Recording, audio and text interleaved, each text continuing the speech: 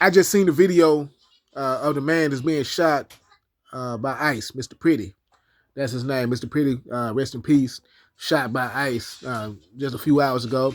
Everybody been talking about it basically on social media or whatnot.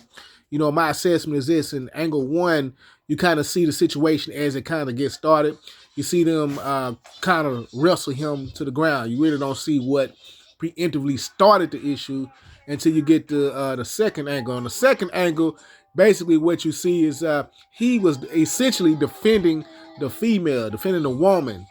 He was that's what basically what he was doing. He was defending the woman, and they more or less maced and then grabbed her and threw her in the ground. And he was trying to get in between them and her, and they got them separated. And then that's when you see the same angle that you see from the first video, where they kind of wrestle him to the ground.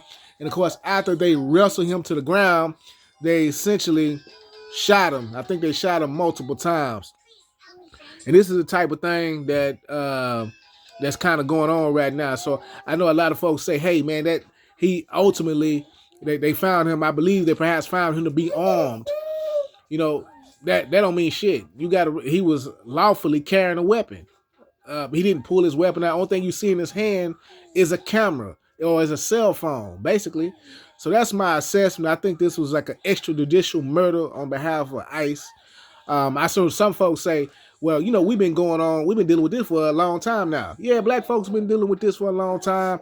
And, you know, it's a thing that we have seen, day in and day out. The question is, what are we going to do about it? I do like essentially what they're doing about it in Minnesota, as far as getting everybody involved and everybody become more or less politically educated. Everybody's getting aware. And so I think ultimately they're going to be able to drive ICE out of Minneapolis and perhaps even out of the state. Because it's people from the highest level to the lowest level that's actively wanting the same thing. And usually, when you have something like that, what happens is that folks are the opposition is basically driven out. And I think this is the same thing that's going to happen here in this particular case in the state of Minnesota, is that ICE is ultimately going to be driven out.